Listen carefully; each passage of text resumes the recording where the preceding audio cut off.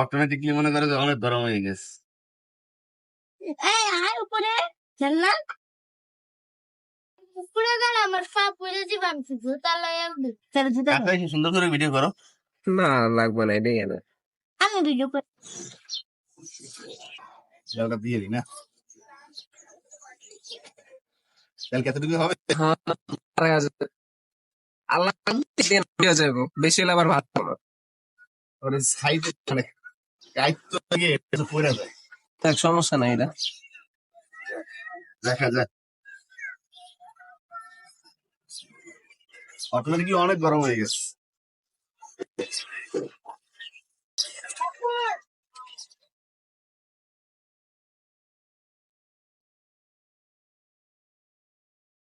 আমরা একটা পাশে আইসা ছায়ার ভিতরে দাঁড়াইছি, দেখি এখানে 10-15 মিনিটের মতো রাখবো, তারপরে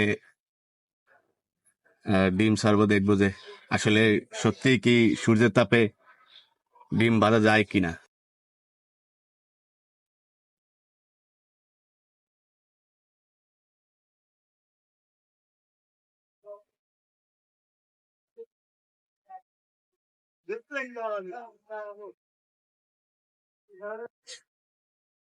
পনেরো মিনিট পরে দেখা যাক তেল কতটুকু গরম হয়েছে। এই তো অনেক গরম হয়ে গেছে, দেখা যাচ্ছে যে হালকা হালকা একটু বুট বুটির মতো বের হচ্ছে, তার মানে মনে হয় এখন ডিম ছাড়া যাবে। দেখি এখন ডিম ছেড়ে কি হয়।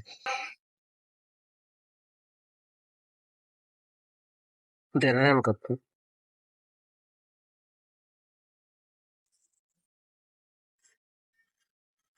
এই যে পাশে দেখা যাইতেছে অলরেডি তেলেরই পাওয়া গেছে, এই যে দেখছো। আজকে তো হচ্ছে রোদের তাপ কম। হ্যাঁ, মামারে বলছিলাম যে মামা তেল কম দেন, মা ভাই আমার ফোনে নাই কথা। আমি সিঁড়িতে দাঁড়াই, তেল বেশি দেওয়া হয়ে গেছে না? ইয়া, আমি কয়েকটা ভিডিও দেখছি, এর লেগে আপনার তেল স্টিল কম দিতেছে। হ্যাঁ না, এত গরম ছিল হয়, তারপরও পয়সা অনেক ছবি তো বোঝা যায় না, তারা ভালো মতো হয় নাই তো। মামা তুমি তো বললে যে উল্টানো যাবে না। তেল কম দিতে কইছিলাম আমি, সে তেল বেশি দিছে। উল্লে দেখেন দি আপনি এটা। মানে সবটুকু হইতে তো সময় লাগবে। আল্লাহ, এই যে পাশ থেকে তো হইছে। হ্যাঁ, এটা আরো কত শুয়ে দেন মামা, ওই এমনি সত্যি কথা ওইটা হইব। আমি কি কই, আরো 10 মিনিট থাক এরকম, একটা ভিডিও করে পর আমার একটু পর টাক দেন, হাম হ্যাঁ ইয়া হবে।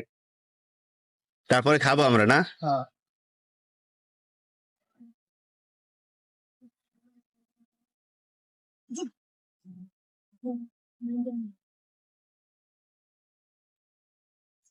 রোদ্রে তো আমি সেদ্ধ দিতেছি।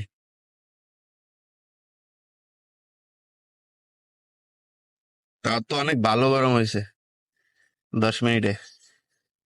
আজকে তো রোদ্রের তাপ কম অনেক।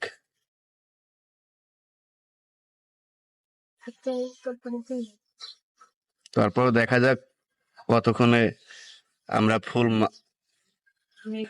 ডিম অমলেট করতে পারি।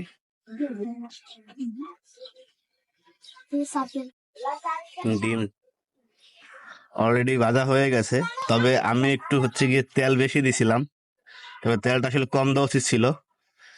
তবে আশা করি এই অবস্থায় আরো 10 মিনিট রাখলে উপরেরটাও সম্পূর্ণটা ভাজা হয়ে যাবে। হ্যাঁ, আজকে তো রোদের তাপ কম, যার জন্য আর কি, আর তেল বেশি দেওয়ার কারণে একটু সমস্যা হয়েছে। সমস্যা হয়েছে বলতে তেল কম থাকলে হয়তো বা পুরোটাই এতক্ষণ হয়ে যেত। আপনারা যদি কেউ করেন তাহলে হচ্ছে গিয়ে তেলটা একটু কম দিবেন। হ্যাঁ, তেলটা কম দিবেন, তাহলে আশা করি যে খুব সহজেই হয়ে যাবে। আমার মতো এরকমটা হবে না। তাও হচ্ছে, দেখা যাচ্ছে যে ডিমের কুসুম কিন্তু অলরেডি সাদা হয়ে যাচ্ছে। হ্যাঁ, ডিমের কুসুম অলরেডি সাদা হয়ে যাচ্ছে। আরো হচ্ছে গিয়ে 10 মিনিট থাকলে আশা করি পুরোটাই অমলেট হয়ে যাবে। আচ্ছা দেখি, আমরা 10 মিনিট অপেক্ষা করে দেখি যে আসলে রেজাল্টটা কি আসে।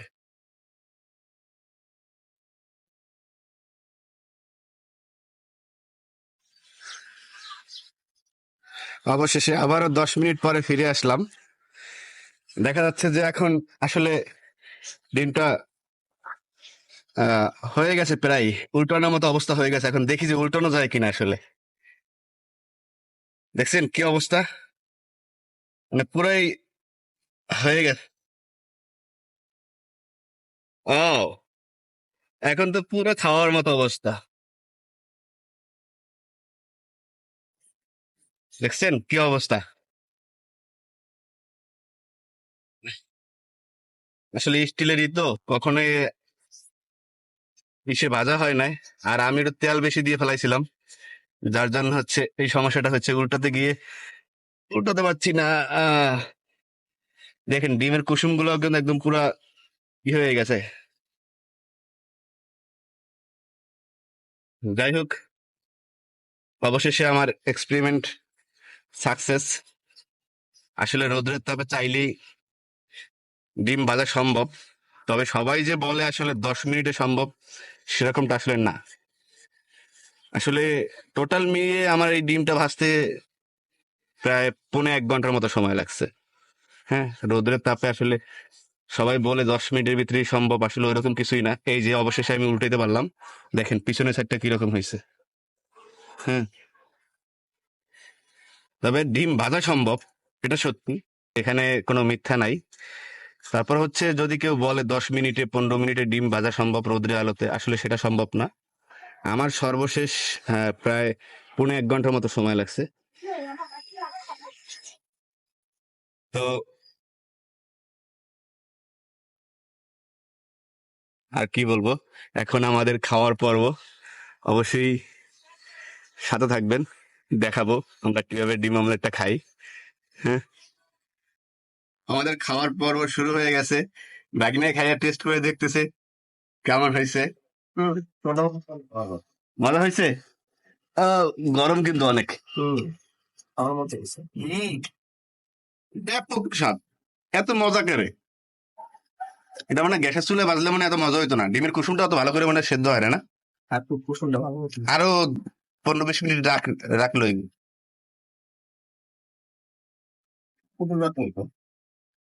যাই হোক, সবাই ভালো থাকেন। পরিষ্কার দিয়ে দিয়ে বসে। অবশেষে আমরা সাকসেস।